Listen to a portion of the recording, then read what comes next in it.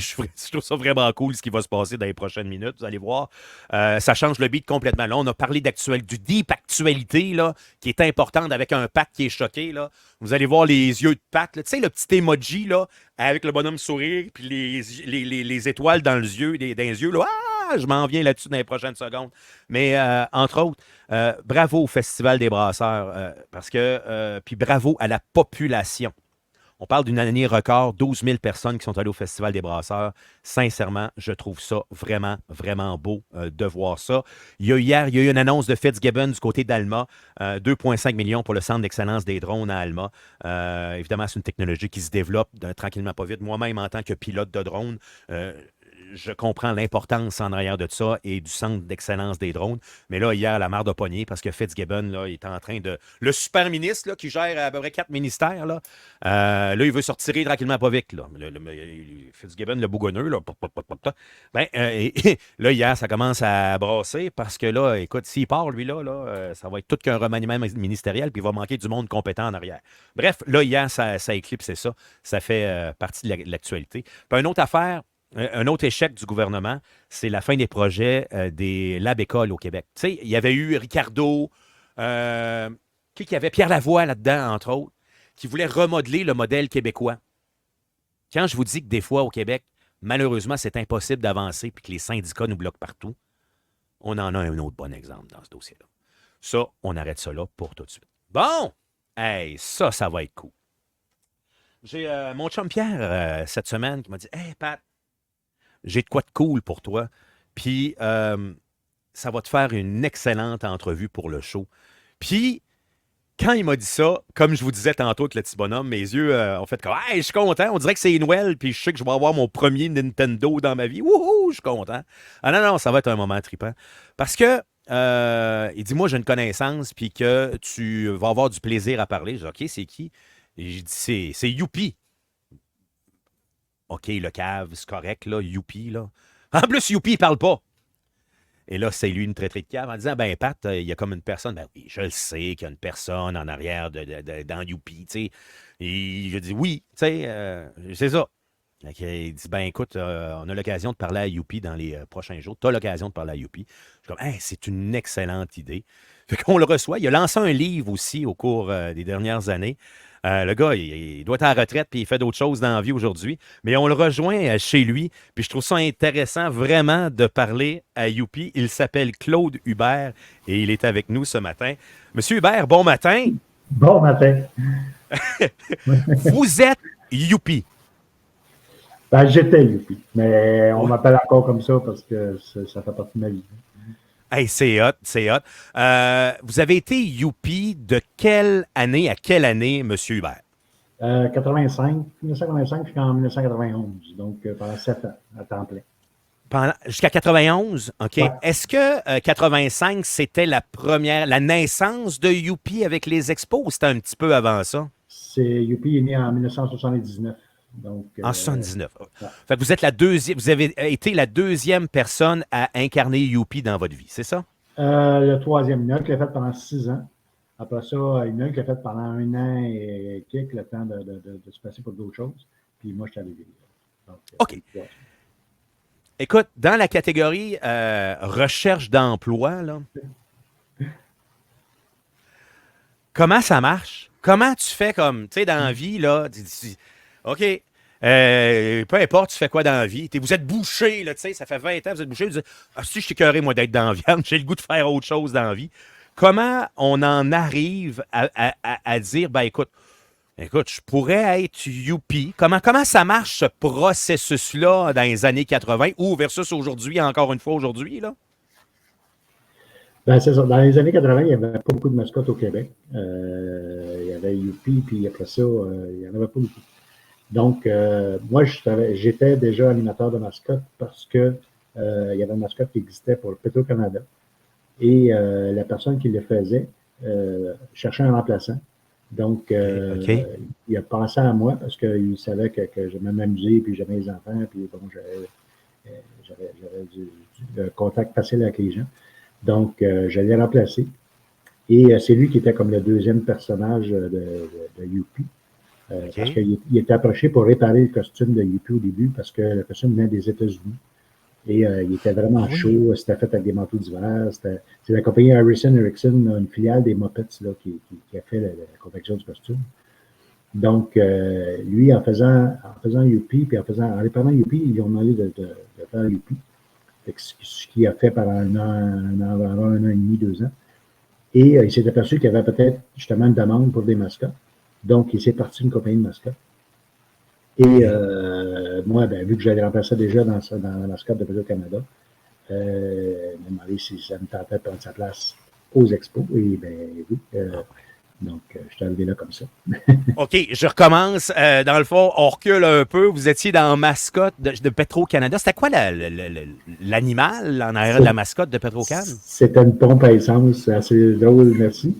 Mais moi, qu'est-ce que je trouvais comique, c'est que les gens, justement, venaient faire des câlins à la pompe à essence, mais elle était vraiment belle. Là, il s'appelle Super Plus. Et c'est un personnage quand même. Là, fait que je me suis promené à travers le Québec un peu par les stations-service, mais on faisait aussi les Grands Prix automobiles, Trois-Rivières, les courses de bateaux à Ville-Marie, tout ça. Donc, c'est comme ça que j'ai appris mon métier, dans le fond. Là.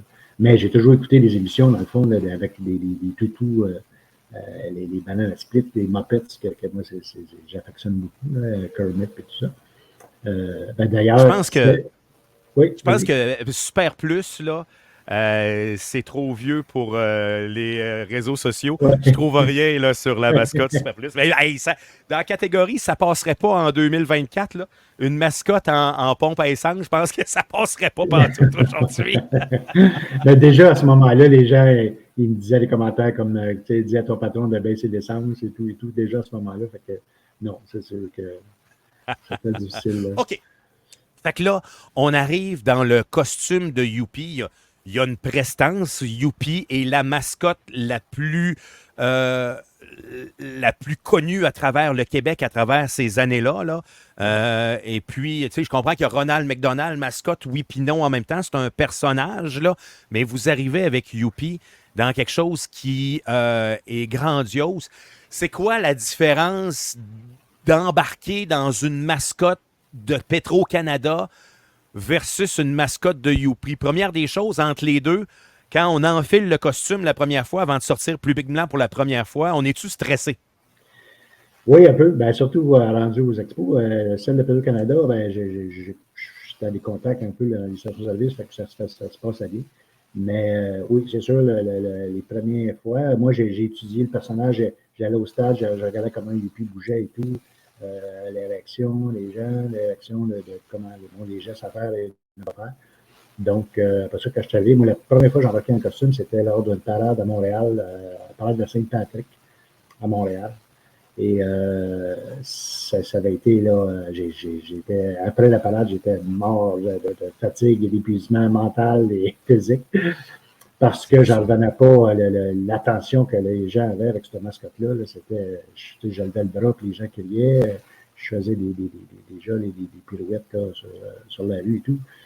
C'était quelque chose comme premier événement.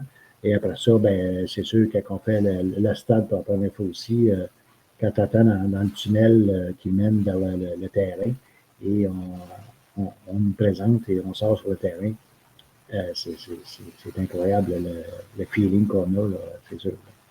Je m'en doute parce que, tu sais, exemple, je suis allé dernièrement, là, nos auditeurs le savent, je suis allé faire un tour à Boston, au Red Sox, il y a à peu près 3 semaines, 1 mois. Puis ça fait longtemps que je n'étais pas allé dans une partie de baseball. J'ai déjà vu dans d'autres dans ma vie, dont, évidemment, on s'est probablement on s'est déjà vu, ça n'a pas rapport, mais je vous ai déjà vu en action parce que je suis déjà allé du côté de Montréal voir les expos. Mais le feeling de voir une foule qui souvent va être plus grande du côté du baseball que du hockey, comme on dit, cheerer après un point qui est en train de se faire, coup de sûr, ça arrive au marbre. Et là, tu n'as pas juste 21 000 spectateurs, là. Tu en as peut-être 33, 39 000 personnes qui cheer. Puis quand tu arrives devant une énergie de 39 000 personnes, peut-être, là, le feeling doit être capoté bien raide, là. Oui, et surtout comme les matchs d'ouverture, là, il y avait 50 000 personnes. Là, c'était encore plus impressionnant. Mais c'est ça. Moi, je faisais ce métier-là comme animateur, donc c'était mon travail. Aussitôt que j'ai embarqué le costume, Claude n'existait plus. J'étais de puis ah non, c'était vraiment des belles années que j'ai connues, surtout dans les années 90. Le baseball, Youpi était vraiment là, un personnage là, des gens. Il y en a eu, je ne sais pas si ça se pose comme question, mais il y en a eu combien de Youpi, de costumes de Youpi? Parce que clairement, tu sais, quand le Canadien de Montréal a repêché Youpi, à quelque part, ça devait être un flambant neuf Youpi à travers ça. La couleur n'était pas pareille. Mais pas ça dans la laveuse avec du Tintex, là. C'est pas de même, ça marche, là. Fait que ça devait être un Youpi flambant neuf, évidemment, qui était très, très similaire à l'autre. Il y en a eu combien des Youpi pour avoir une évolution des Youpi? Êtes-vous au courant de ça? Ben, moi j'avais toujours 2 costumes, puis des fois 3 pour un. On gardait ça, un très propre pour les occasions spéciaux, là, comme les visites des hôpitaux, des choses comme ça. Puis un qui était au stade pour justement, des fois, avec les salles qu'on faisait, ça brûlait le matériel. Fait qu'on avait, ou s'il y avait quelque chose qui était défectueux, on avait un deuxième costume pour tout de suite là, enfiler pour continuer le travail. Dernièrement, j'ai vu passer sur les réseaux sociaux la fameuse vidéo de Youpi habillé avec son pyjama sur l'abri des joueurs de l'extérieur. Je ne me souviens pas si c'était les Dodgers, peu importe l'équipe.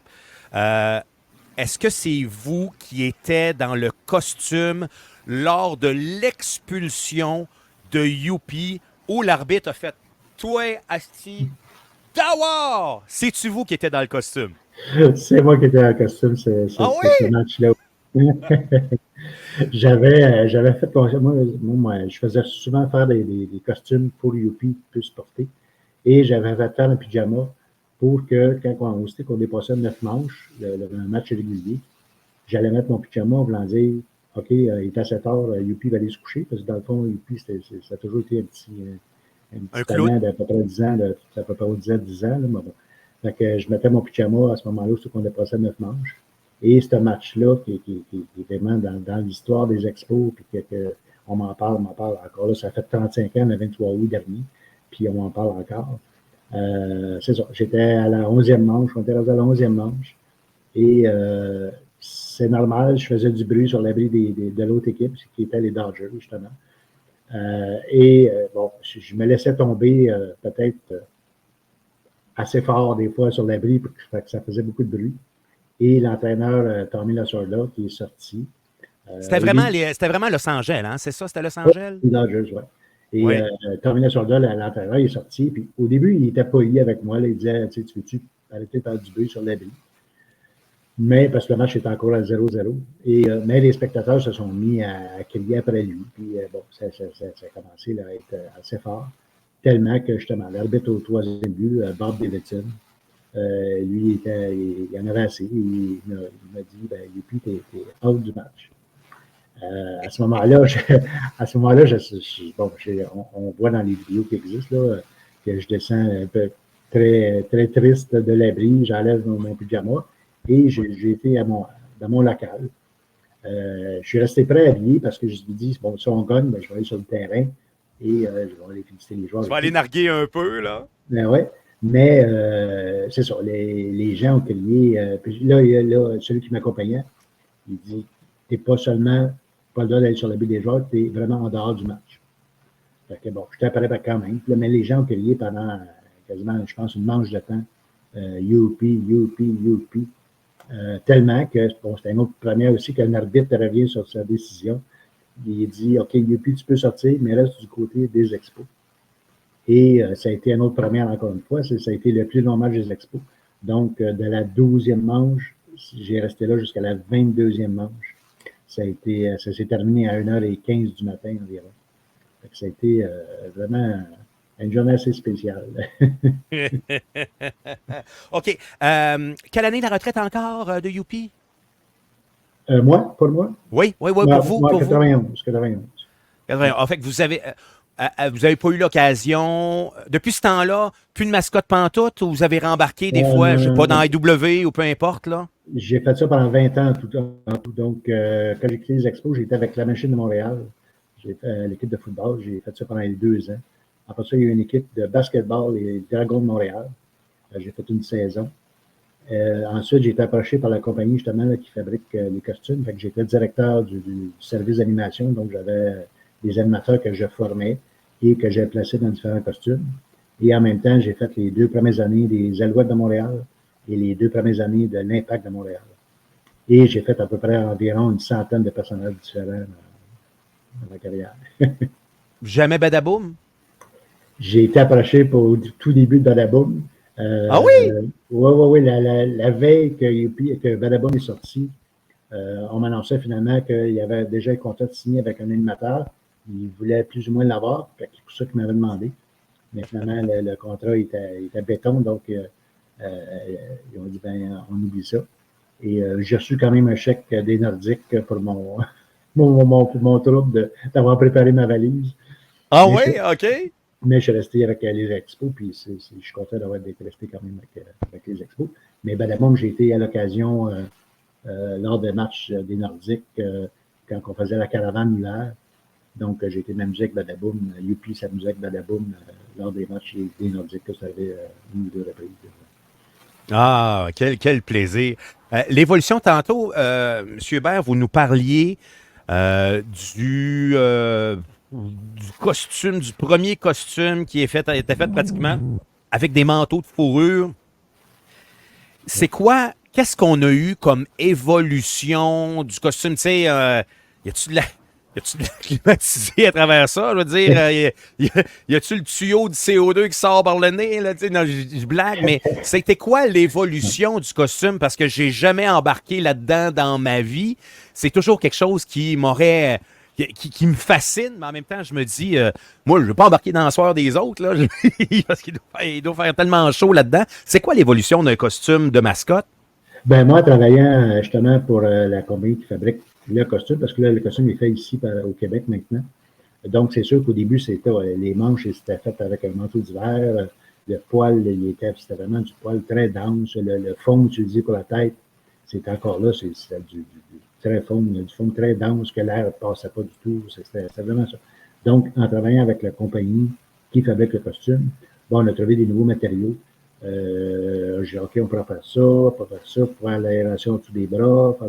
Fait qu'on a trouvé beaucoup de façons d'améliorer le costume. Oui, on a essayé les ice packs, les choses à glace, mais c'était lourd et c'était froid sur le coup. Mais après ça, ça venait chaud rapidement, puis c'était un poids qu'on avait à gérer qui n'était pas nécessaire. On a essayé des ventilateurs. Ventilateur, ben ça promène l'air chaud plus que d'autres choses, puis c'est toujours un petit bruit fatigant. On a laissé tomber. Donc, c'est vraiment avec les matériaux qu'on a réussi là, à améliorer beaucoup le costume. Youpi, présentement, il est à son top de légèreté, de l'air passe facilement à travers. Les amateurs ils ont un travail facile plus que j'ai eu dans le temps. Là. J'ai Robin qui m'envoie une question, puis C'est comme ça avec les mêmes nouveaux matériaux qu'on utilise, qu'on améliore. Oui. Redites-moi cette phrase-là parce que ça a coupé un peu au niveau du réseau. Là. Redites-moi cette phrase-là, s'il vous plaît. Avec les nouveaux matériaux, c'est sûr que c'est comme ça qu'on a réussi à améliorer les costumes. Okay. Et Youpi a rendu pas mal là, au top de légèreté, de l'air passe et tout. Là, les amateurs sont bien. Là.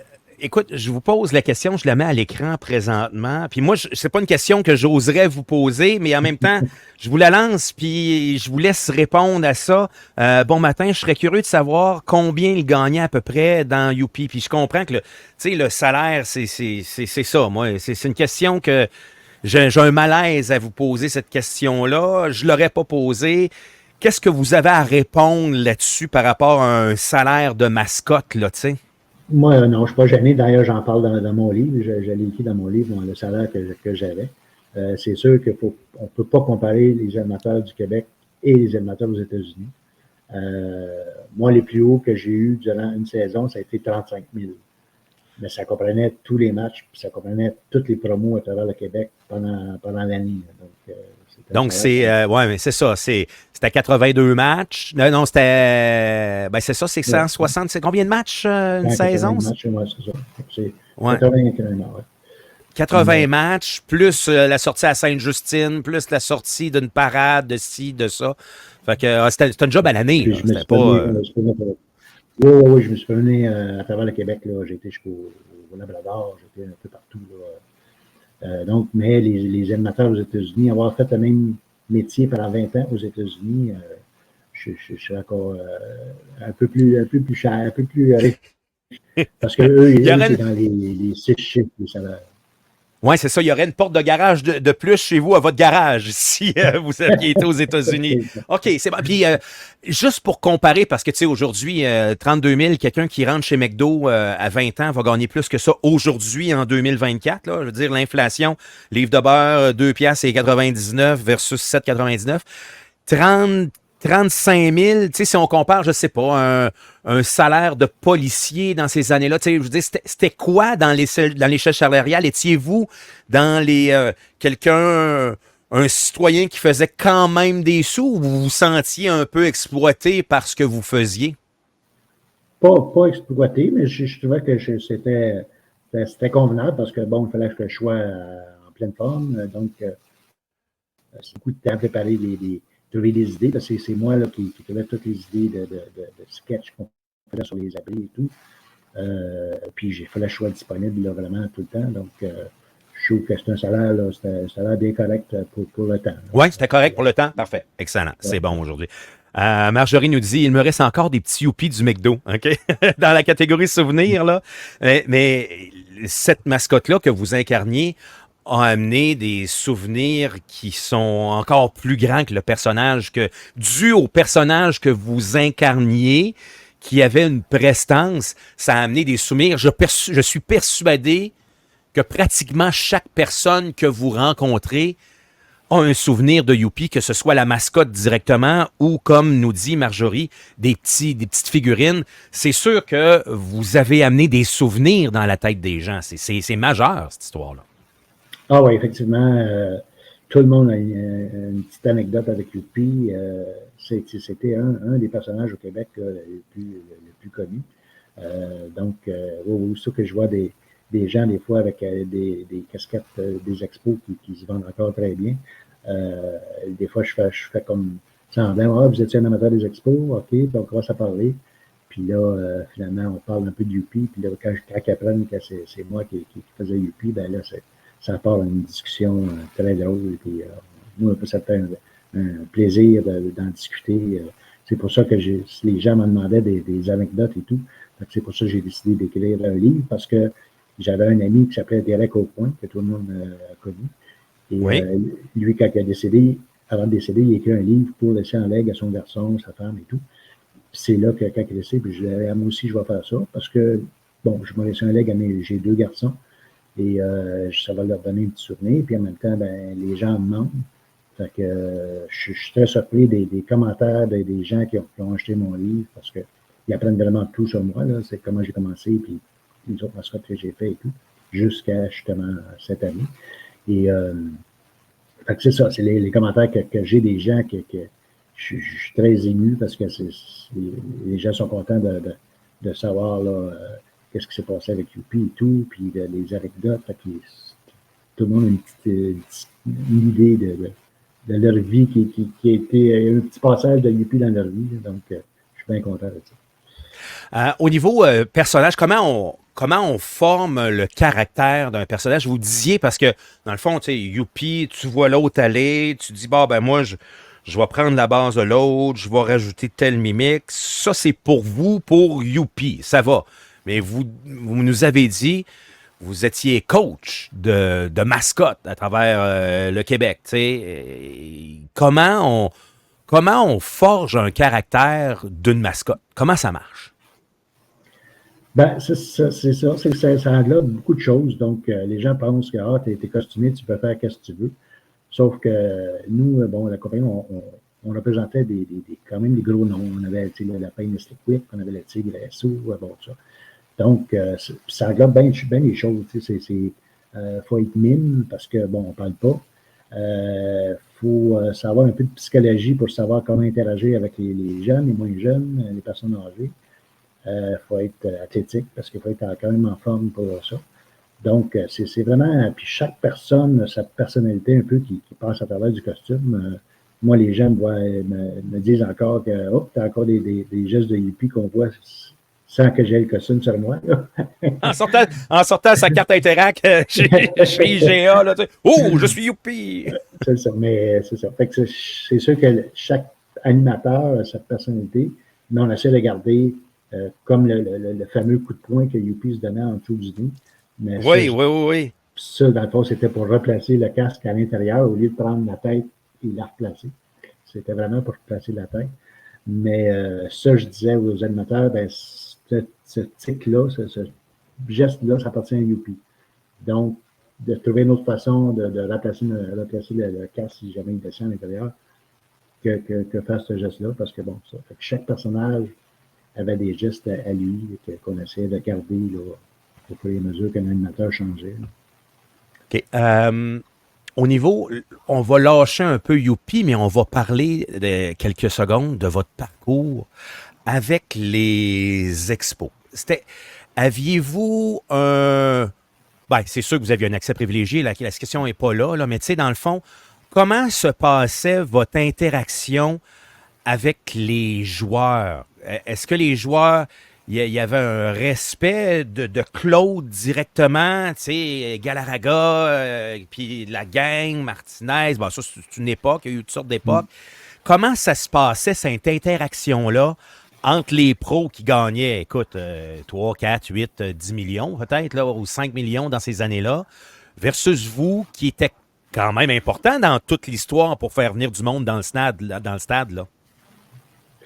Ben, j'avais l'occasion de les rencontrer avec comme justement l'hiver qu'on faisait la caravane. C'est à ce moment-là que je rencontrais les joueurs. Donc, il y avait 2-3 joueurs qui descendaient au Québec et on se prenait en autobus. On faisait des soupers, des déjeuners, des soupers bénéfices, des visites aux hôpitaux pour enfants et tout. Donc, c'est à ce moment-là que j'ai rencontré les joueurs dans l'autobus. C'est là que le premier contact se faisait. Donc, je suis devenu un peu ami, mais sans se côtoyer. Là, ils savaient qui j'étais. Donc, sur le terrain, je pouvais m'amuser avec certains joueurs. Il y a des joueurs que non, je ne pouvais pas m'approcher parce que, bon, c'était des vedettes. Mais il y a d'autres joueurs comme Brent Smith, Tim Raines. Eux, j'avais beaucoup de plaisir à Larry Walker. J'avais du plaisir à jouer avec eux autres. D'ailleurs, justement, là, avec Tim Raines, là, sur le terrain, quand il s'entraînait avant le match, ben, j'allais souvent le voir, puis on faisait des petites choses ensemble là, sur le terrain. Mais à part de ça, moi, quand j'arrivais au stade, j'allais dans mon local, je préparais mes choses. Quand le match commençait, j'étais en costume. C'est rare je côtoyais les joueurs après ça. C'est vraiment là, lors de la caravane que je les côtoyais. Puis les joueurs voulaient sortir comme le soir, ben, c'est moi qui servais d'interprète parce que la plupart des joueurs ne parlaient pas français. Donc, quand on allait dans un bar, ben, c'est moi qui se présentait là, voir le gérant dire bon, peux-tu trouver un petit coin tranquille, là, j'ai des joueurs des expos avec moi. Puis, donc, c'est moi qui faisais l'interprète pour eux. Mais c'est ça. L'échange entre les joueurs, c'était vraiment. Je sortais pas avec eux là, lors de la saison. J'ai une question large d'animateur de radio ou de podcast, là, appelons-le comme on veut. Là. Dans toute votre carrière, quel a été le plus beau souvenir, ou le plus beau, soit le plus percutant, ou le premier qui vous arrive en tête quand je dis Claude, je veux un souvenir de Youpi. Ben oui, en 87, telle affaire. C'est quoi qui vous arrive en tête tout de suite? Je parle pas de plusieurs événements, mais l'événement a été lequel? Ben, c'est sûr, là, justement, que c'est l'événement qu'on a parlé tantôt, là, de Terminal Sorda, parce que justement, ça fait 35 ans déjà, puis on en parle encore. Okay. Donc, ça, c'est une journée importante. En plus que ça a été dans l'histoire, bon, la première fois qu'une mascotte se faisait mettre à l'extérieur d'un match, et c'est la seule. Oui, c'est ça, c'est pas réarrivé encore, hein? C'est pas réarrivé? Non, c'est la première et la seule. Ça a été le plus long match des Expos, donc 22 manches, ça a été ça. Et avez-vous chez vous de cette journée-là. Tu sais, moi, genre, écoute, comme je disais tantôt, un peu avant qu'on se parle, je parlais du Centre Excellence des drones, puis je disais que c'est important, moi-même, pilote de drone. Tu sais, moi, j'ai mon certificat de pilote de drone dans mes affaires. Je suis fier de ça, tu sais, dans la vie. Fier. J'ai mon certificat de mon AEC d'animateur de radio. Si c'est votre plus gros événement, avez-vous une photo, genre 2 pieds par 3 pieds, que vous avez encadré qui traîne dans le sol à côté du bar de cet événement-là? Non, j'ai des photos, oui, là, parce que ça, mais je me suis fait faire un tatou qui représente cet événement-là. Ah! C'est J'avais quoi bien. le tatou? Je vous demande pas de nous le montrer, là, tu sais, mais à Non, moins qu'il soit sur le bras-là, là, mais le point. c'est ça, c'est sur le bras-là. Oh, c'est bien beau! C'est bien beau! Wow! J'ai vu ce dessin-là sur Internet à un moment donné, puis j'ai toujours voulu avoir de quoi, bon, de Youpi sur moi, de tatouer. Et finalement, Ouais, ouais, ouais. c'était une jeune artiste qui a fait ça. Fait que j'ai lui ai écrit, j'ai demandé la permission de faire un tatou de son dessin, parce que bon, c'est elle qui l'avait fait. Et ben, on m'a demandé pourquoi. Quand j'ai expliqué, ben, elle a dit oui, c'est sûr. Là. Donc, j'ai appris la permission, je vais faire le tatou, puis j'ai envoyé la photo, puis elle était super contente de ça. Ouais, Mais en plus, youpi! lors Oh, de ce, son dessin, tu sais, c'est ça à coche, là. ouais, puis en plus, c'est pour ça que je vous parle de ce match-là. Bon, le premier match, qui a fait plein dehors, le plus long match. Et c'est lors de ce match-là que j'ai rencontré ma conjointe qui est avec moi depuis ce temps-là. Je veux savoir, comment ça s'est passé? Je pensais qu'on allait terminer l'entrevue là, mais c'est trop important. Étiez-vous dans le costume quand vous l'avez vu? J'étais dans le costume. C'est un ami qu'on avait en commun qui m'a emmené, puis il dit, durant un match, puis il dit, Youpi, j'ai quelqu'un à te présenter. Et donc, il m'a emmené voir cette demoiselle-là. Et il a dit, ben, Youpi, je te présente elle, puis elle, je te présente Youpi. Donc, vu que c'était une personne en commun qu'on avait, un ami en commun, j'avais eu son numéro de téléphone, puis par après, je l'ai rappelé, puis ça fait 35 ans qu'on est ensemble, on a 2 garçons. C'est pour ça que cette journée-là, c'est une journée un peu spéciale qui est toujours gravée là, à jamais. Mais un autre affaire qui est super important pour moi, quand j'ai fait des mascottes, c'était les visites des hôpitaux pour enfants. Ça a été, pendant 20 ans, je me faisais un devoir d'aller à Sainte-Justine, Montreal Children, pour aller voir les enfants, parce que c'est incroyable l'impact qu'on peut avoir là, lors de ces visites-là. Mais la journée du 23 août 89, c'est sûr que c'est la journée qui représente beaucoup pour moi. Ah, il me reste une dernière question. Écoute, ça fait une Oui. demi-heure qu'on parle, là. Il me reste une dernière question. C'était quoi la ligne de conduite? Parce que Youpi parlait pas, hein, tu sais. C'était quoi la ligne de conduite? Quand est-ce qu'il y avait? Puis, tu sais, y avait-tu quoi un accompagnateur? Je sais que maintenant, Youpi a un accompagnateur qui le drive toujours pour pas que les enfants lui bottent le derrière là, aux Canadiens. Puis, y avait-tu un accompagnateur dans ce temps-là? Puis, à partir de quand vous dites je parle, je parle pas parce que publiquement, Youpi parle pas. Là, puis tu veux pas dire hey, j'ai entendu Youpi parler, puis qu'il a dit oh, c'est-tu que ça me pique dans le ventre? Là, quelque chose du genre, tu fais comme non, c'est pas supposé, là, tu sais. Non, j'ai jamais parlé dans le costume. Là. Ça devenait automatique. Aussitôt que je mettais le costume, je devenais muet. C'était vraiment mes gestes qui parlaient. Puis oui, j'avais un accompagnateur pour me suivre dans le stade parce que bon, s'il y avait des choses, c'est sûr que quelqu'un en boisson, un homme en boisson, j'étais capable de le prendre puis de le brasser un peu. Puis bon. Mais une dame en boisson, il fallait que je parte à courir, puis des fois, il me courait après. Là. Fait que mon accompagnateur, à ce moment-là, il arrêtait. Mais il m'aidait aussi pour quand j'avais des petits sketchs sur l'abri. Il amenait mes accessoires et il m'aidait aussi il participait aussi à certains sketchs de genre, c'est lui qui assurait les tartes à la crème lors des petits sketchs. Mais aussi, il y avait la communication aussi avec les bureaux en haut, s'il y avait quelque chose que j'avais une visite à aller voir, quelque chose, c'est lui qui m'informait, puis on y allait. Puis, Claude Hubert, merci d'avoir pris une demi-heure de votre temps ce matin pour ça nous fait plaisir. jaser. Écoute, on a appris des affaires, là, puis moi, je vais réisoler cette petite entrevue-là qui va être disponible là, ad vitam aeternam sur les réseaux sociaux. Merci de nous avoir parlé aujourd'hui. Ben, c'est beau, puis si les gens veulent en savoir plus, ben, c'est ça, c'est lesyeuxdanslabouche.com pour avoir mon petit livre. C'est vraiment un petit livre facile, c'est une centaine de pages qui raconte toute ma vie, dans le fond. Et le titre, Les yeux dans la bouche, c'est le comédien Robert Marguin qui était, comme je dis dans le temps, des gars de l'ancien compte. Je jouais des Dans matchs ses avec comptes, eux. oui, c'est ça. Je jouais des matchs de hockey avec eux, puis lui, il n'en revenait pas que je faisais des buts parce qu'il dit, ben, tu jouais quasiment pas, puis t'as des gros patins. Puis à chaque fois qu'il me voyait dans des soirées ou quelque chose, ben, il m'appelait toujours sur les Hey, c'est les yeux dans la bouche à Youpi. Fait que ça a toujours resté. Fait que quand j'écris mon livre, ben, je le titre, puis il est venu comme ça. Fait que c'est pour ça, les yeux dans la bouche.com pour commander un livre, puis ça va me faire un plaisir de dédicacer si les gens les veulent. Oui. Fait que, donc, c'est ça. Je trouve ça bien fun. C'est un beau leg que vous laissez en même temps, de faire des entrevues comme vous le faites aujourd'hui, de vous rendre disponible. Et en vidéo, ça reste, ça reste, mais le livre, on dit que les paroles s'envolent, les écrits restent. Dans ce cas-ci, on a l'occasion que ça nous reste aussi. Mais c'est très important ce que vous avez fait. Puis c'est très humble de votre part d'avoir fait un petit livre comme ça pour nous expliquer toutes vos anecdotes puis comment vous vous sentiez dans cet événement-là à travers Youpi au fil des années. Claude Hubert, merci de nous avoir parlé. Eh bien, merci beaucoup, Patrick. Puis, au plaisir de se rencontrer peut-être un moment donné. Oui! Oh, oui, c'est sûr, c'est sûr. Merci, au revoir. Merci, bye-bye. Au revoir. C'était Claude Hubert. Écoute. Merci, Audrey.